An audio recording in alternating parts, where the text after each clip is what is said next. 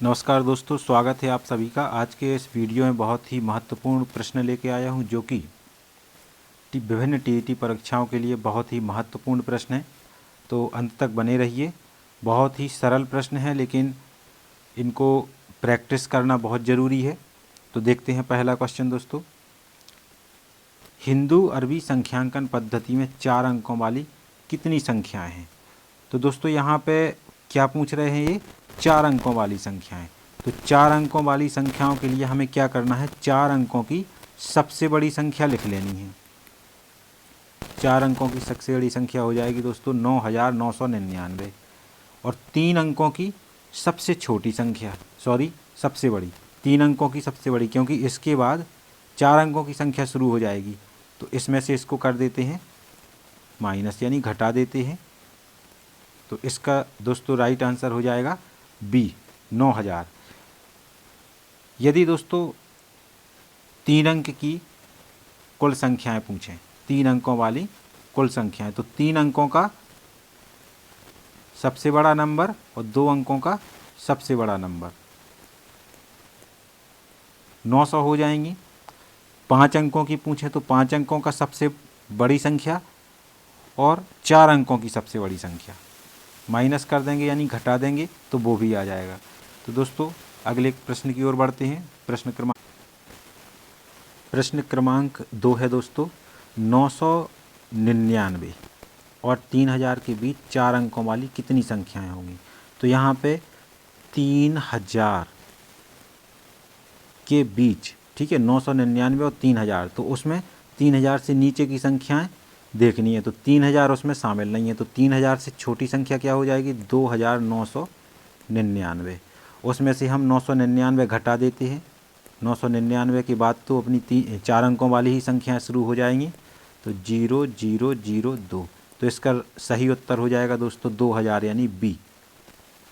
अगला प्रश्न देखते हैं। 19000। तो इसमें 19000 में 3 जीरो आते हैं। 19 सैकड़े यानी 1900। 19 सैकड़े हो गए। 19 इकाइयाँ, इकाइयाँ यानी लास्ट में 19 इकाइयाँ। 9 1, इन सबको दोस्तों जोड़ देते हैं। 9 9 1 10 और 2, 20919। 20919। तो दोस्तों इसका राइट आंसर हो जाएगा बी। अगला प्रश्न देखते हैं। 11 इकाइयाँ, 11 दहाइयाँ, दहाइयाँ में सिर्फ जीरो लगाते हैं एक लास्ट में, यानी 10 का गुणा करते हैं। और 11 सैकड़े, 11 सैकड़े यानी 1100, जोड़ देते हैं इन सबको। 1 1 1 2 2 1, 1221। दोस्तों इसका राइट आंसर सी हो जाएगा। अगले प्रश्न की तरफ बढ़ते हैं। प्रश्न क्रमांक 5। 10 दहाइयाँ, तो 10 हो गया और दहाई में एक जीरो होता है। 11 सैकड़ा यानी 1100 और 12 इकाई, सबको जोड़ देते हैं। 2 1 2 1, 12 12। राइट आंसर डी हो जाएगा। अगला प्रश्न देखते हैं। प्रश्न क्रमांक 6। 10 इकाई, 10 दहाई और 10,000, सबको प्लस कर देते हैं, जोड़ देते हैं। 10,110, 10,110। राइट आंसर हो जाएगा इसका सी। प्रश्न क्रमांक 7 की तरफ देखते हैं। 10,000, 10,100, तो 10 और 100 में 2 जीरो होते हैं। 10,100 और 10 दहाई, 10 दहाई में एक जीरो, प्लस कर देते हैं, सबको जोड़ देते हैं। 11,100। राइट आंसर इसका बी हो जाएगा दोस्तों। प्रश्न क्रमांक 8 देखते हैं। 10,000,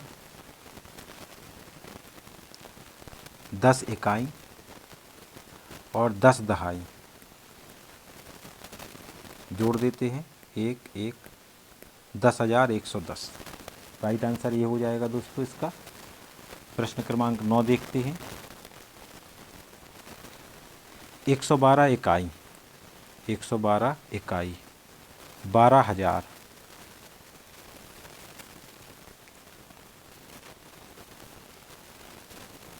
ये आया 112 इकाई हैं और 12,000। ये 12,000 गलत हो गया दोस्तों, यहाँ पे अपना आ जाएगा ये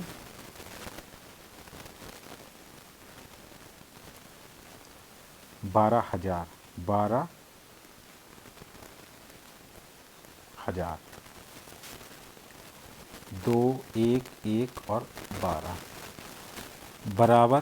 तो ये दोस्तों जो बराबर में है उसका हम पक्षांतर कर लेते हैं, तो ये आएगा इस तरफ आ जाएगा, तो ये घट जाएगा, तो इसको घटा देते हैं, माइनस कर देते हैं। 11,000 12 घटाने पे कितना आया 0 0 1 2 में से गया 1,100। इस तरफ क्या बचा, मान लो जो निकालना है हमें x निकालना है, और दहाई दहाई में कितने जीरो होते हैं 1, ठीक है। तो 1 0 से 1 0 कट गया, तो x बराबर आ गया 110। तो इसका राइट आंसर हो जाएगा दोस्तों 110 यानी डी। अगला प्रश्न देखते हैं, प्रश्न क्रमांक 10। तो इसमें ये देखते हैं कि 28 इकाइयाँ, 28 इकाइयाँ और 28,000 इनको जोड़ते हैं, तो ये आ जाएगा 82082। इसको हम पक्षांतर करेंगे इस तरफ, तो माइनस में आ जाएगा, यानी 30,028 में से इसको कर देंगे माइनस। तो 30,028 में से इसको हम घटाते हैं,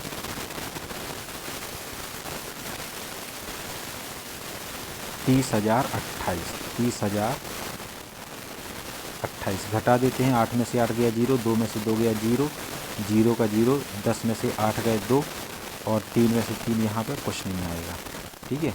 अब यहाँ पे देखते हैं हम बराबर, जो हमें फाइंड करना है, जो हमें ज्ञात करना है, उसको हम x मान लेते हैं और साथ में दहाई के 10 लिख देते हैं। 1 0 से 1 0 कट गया, x का मान आ गया 200, यानी इसका राइट आंसर हो जाएगा ए 200। अगला प्रश्न देखते हैं दोस्तों। मोहन ने अपनी माँ से कहा कि उसकी गुल्लक में 11,100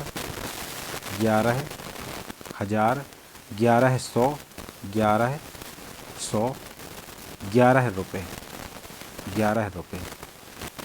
जमा हो गए, तो यह धनराशि है। तो ये जोड़ देते हैं इनको सबको, मतलब 12,111 रुपये हो गए, 12,111 रुपये, यानी राइट आंसर इसका हो जाएगा बी। अगला प्रश्न देखते हैं। ये देखो कितनी बार आया है दोस्तों, बार बार प्रश्न आने वाला है ये। सबसे छोटी अभाज्य संख्या है। अब सबसे छोटी अभाज्य संख्या ये कह रहा है 0 1 2 3, 0 1 2 3। अब अभाज्य संख्या सबसे छोटी अभाज्य, तो हम 0 और 1 को ना तो भाज्य में गिनते हैं और ना ही अभाज्य में गिनते हैं, तो फिर उस हिसाब से सबसे छोटी अभाज्य संख्या कौन सी हुई 2। ये याद रखना, 0 नाइदर प्राइम नॉर कंपोजिट। 0 ना तो प्राइम होती है ना कंपोजिट, मतलब 0 ना तो भाज्य होती है और ना ही अभाज्य। तो इनको हमें हटा देना है, लेना ही नहीं है। हमें क्या लेना है 2, तो इसका राइट आंसर हो जाएगा 2। अगला प्रश्न देखते हैं, प्रश्न क्रमांक 13। इसकी दोस्तों मैं एक शॉर्ट ट्रिक बता रहा हूँ। 1/2 में कितने 1/8 हैं, तो कितने 1/8 हैं। मान लो जितने भी पूछ रहे हैं 1/8, तो उससे भाग दे देते हैं। तो 1/8 से भाग देना है, मतलब इसका हो जाएगा 1/2, और भाग को बना दो गुणा, और गुणा करा है तो इसका व्युत्क्रम लिखेंगे हम उल्टा, ठीक है। तो 2 चौके 8, यानी इसका राइट आंसर हो जाएगा बी। अगला प्रश्न देखते हैं।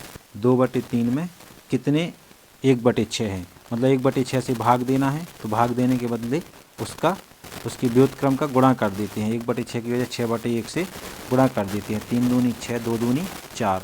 इसका सही उत्तर हो जाएगा ए। प्रश्न क्रमांक 15। 3 सही 1/3 में कितने 1/6 हैं, तो 3 3 9, 9 और 1 10। 10/3 में कितने 1/6 हैं, तो 1/6 का व्युत्क्रम 6/1 से गुणा कर देते हैं। 3 1 3, 3 दूनी 6, 10 दूनी 20। तो इसका सही उत्तर हो जाएगा डी 20। अगला प्रश्न देखते हैं दोस्तों 16। 6/5 में कितने 1/10 हैं, तो 1/10 यानी 1/10 का व्युत्क्रम 10/1 से गुणा कर देते हैं। 5 दूनी 10, 6 दूनी 12, तो इसका सही उत्तर हो जाएगा सी 12। प्रश्न क्रमांक 17 देखते हैं। किसी संख्या के, यानी कोई संख्या हम मान लेते हैं कि x है, किसी संख्या के 3/4 का 2/3 24 के बराबर है। ठीक है, इसको हल करते हैं। ये 3 से 3 कट गया, 2 दूनी 4, तो x बराबर हो गया 2 का तिर्यक गुणा किया 24 से, 24 दूनी 48।